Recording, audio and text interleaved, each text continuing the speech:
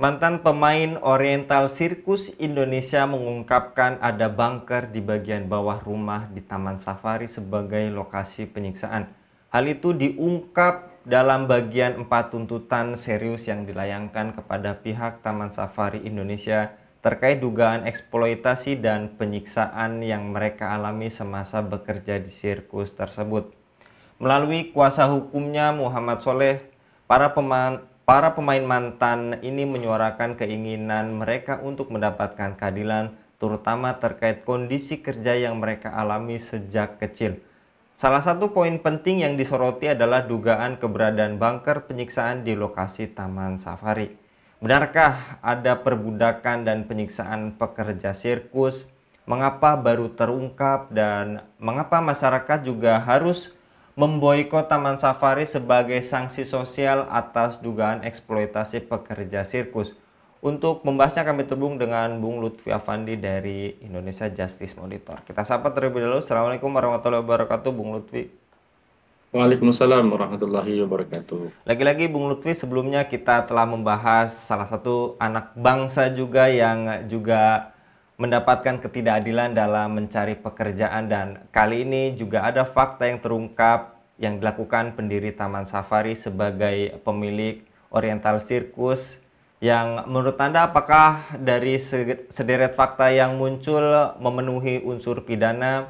Apakah tapi jalur pidana tersebut sulit ditempuh oleh para korban, Bung? Iya, baik.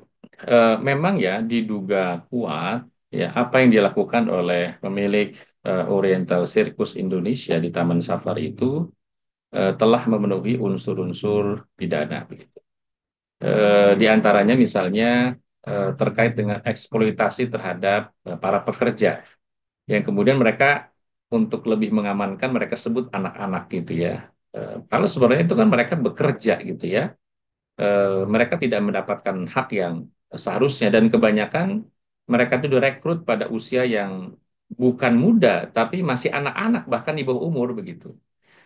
Apa namanya? Kalau kemudian terjadi misalnya mereka merekrut anak-anak sebagai pekerja ya dan faktanya mereka bekerja dan tidak digaji sesuai dengan ketentuan ya, itu bisa dijerat dengan Undang-Undang 13 tahun 2003 tentang ketenagakerjaan begitu. Yani apa?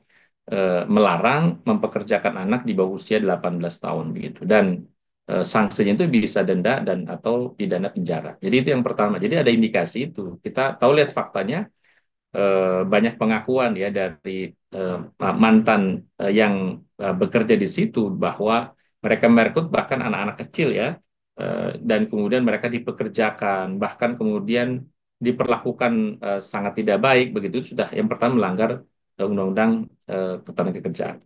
Berikutnya juga kalau terdapat apa kelalaian, kekerasan, eksploitasi gitu ya, maka pelaku juga bisa dikenai pasal pidana ya 359 KUH pidana, yakni kelalaian yang menyebabkan luka atau kematian begitu. Jadi dan ini dapat di apa namanya dituntut apa pidana maksimal 5 tahun begitu.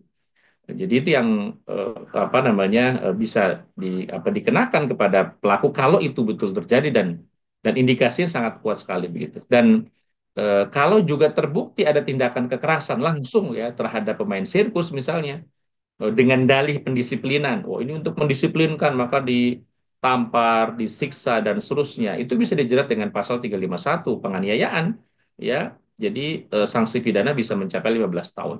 Jadi kalau kemudian tadi apalagi kalau kemudian apa namanya korbannya di bawah umur itu bisa terjerat lagi undang-undang perlindungan anak gitu ya. Nah, jadi apa yang tadi apa disampaikan, apakah ini ada indikasi pidana? Kalau itu terjadi, menurut saya jelas sekali ada indikasi apa pidana begitu. Kenapa ini sulit? Menurut saya harusnya nggak sulit gitu. Kenapa? Karena kalau betul dugaan itu terjadi, maka ini sebenarnya bukan delik aduan gitu. Jadi sebenarnya korban itu tidak mesti mengadukan ini kepada kepolisian, lalu kepolisian baru bertindak, atau ketika tidak ada pengaduan maka aparat penegak hukum tidak bertindak. Mestinya tidak, karena ini delik umum, ya kejahatan umum gitu, yang kemudian tidak mesti ada pengaduan dari korban. Tidak mesti ada pengaduan dari orang yang merasa dirugikan, nggak mesti. Kalau misalnya dilihat ada indikasi pelanggaran pidana, maka harusnya aparat penegak hukum langsung kemudian bertindak gitu, melakukan penyelidikan yang pertama. Ketika ada indikasi kuat, maka dilakukan penyidikan. Lalu kemudian ketika sudah firm alat bukti yang kuat, maka tetapkan sebagai tersangka. Gitu. Jadi jangan berlalai-lalai dan ini kan diberikan panggung ya, diundang ke Komisi 3 ya, dewan segala macam. Jadi seolah-olah diberikan panggung. Menurut saya kalau indikasinya sudah jelas, segera aparat penegak hukum ya lakukan penyelidikan. Kalau indikasi kuat lagi, penyidikan. Nah, kalau kemudian sudah ada alat bukti yang cukup, ya maka tidak ada keraguan menurut saya untuk dilakukan penetapan sebagai tersangka tanpa melihat ini Taman Safari sudah punya kontribusi yang besar dan seterusnya. Menurut saya itu lain hal ya. Tetapi menyangkut masalah keselamatan nyawa manusia itu menurut saya perkara yang lebih utama lagi. Jadi mestinya tidak ada itu keterlambatan atau kemudian eh, apa namanya kasus ini berjalan sekian lama, mesti nggak ada. Ya. Terkait dugaan eksploitasi anak, tindak kekerasan, perbudakan yang tadi telah dipaparkan, apakah juga ini indikasi pemerintah dianggap teledor atau lalai dari kewajibannya melindungi warga negara, Bu? Ya jelas ya, ini bukti kelalaian, keteledoran dari pemerintah. Karena apa? Karena Taman Safari ini kan ada sudah sekian lama sekali, ya sudah puluhan tahun begitu. Jadi ada berapa indikasi ya. Yang pertama kan ini durasinya sangat panjang. Sejak 1970. Itu sudah puluhan tahun begitu dan menunjukkan bahwa praktek-praktek ini terjadi secara sistematik gitu ya, berlangsung lama. Yang harusnya ini sudah bisa terdeteksi ya oleh lembaga ketenagakerjaan. Sudah harus terdeteksi oleh perlindungan anak. Ya, lembaga perlindungan anak sudah bisa terdeteksi oleh aparat penegak hukum. Karena berlangsung sejak lama puluhan tahun, sejak tahun 70 begitu. Nah, jika benar ini melibatkan institusi besar seperti misal Taman Safari yang punya ekstensi publik ya dan hubungan luas, maka pengawasan pemerintah harusnya lebih ketat lagi begitu. Karena ini kan menjadi Taman Safari itu diketahui bukan hanya oleh turis lokal tapi juga oleh turis mancanegara begitu. Dan kita lihat di sini fungsi pengawasan pemerintah seperti dari ketenagakerjaan, ya Komnas HAM misalnya, Komnas Perlindungan Anak, ya aparat penegak hukum ini kemana gitu? Ini dipertanyakan begitu, ya seolah-olah komunikasinya tersembunyi sekian lama gitu, ya. Pernah katanya ada upaya investigasi dari Komnas HAM tahun 97, tapi kita nggak tahu, katanya tidak terindikasi ya, tidak terindikasi atau kemudian ada sesuatu di balik itu gitu ya.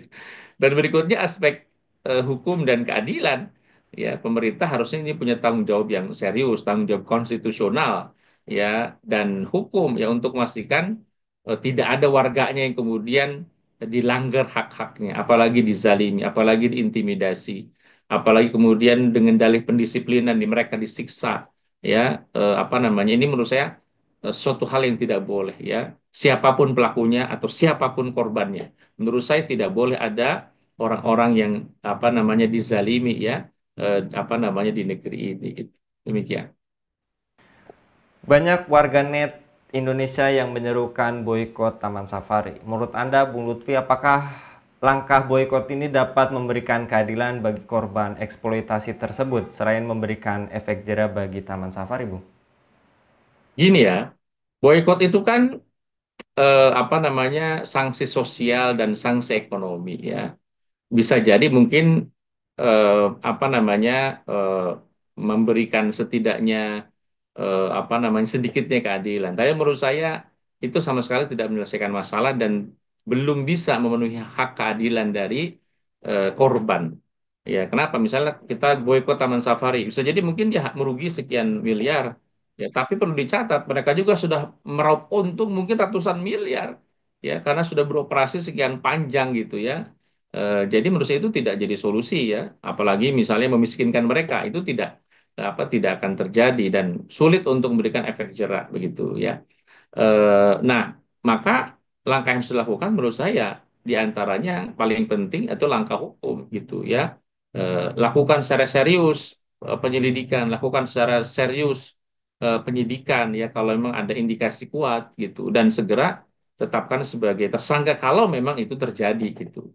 Nah, jadi tunjukkanlah keseriusan ya untuk kemudian membela hak rakyat ya, apalagi kemudian ini korbannya bukan satu dua orang, sekian apa namanya banyak orang. Jadi eh, apa sanksi boykot itu menurut saya bukan sanksi yang apa yang tepat gitu ya. Oke, boykot silahkan diboykot, toh itu gerakan masyarakat ya.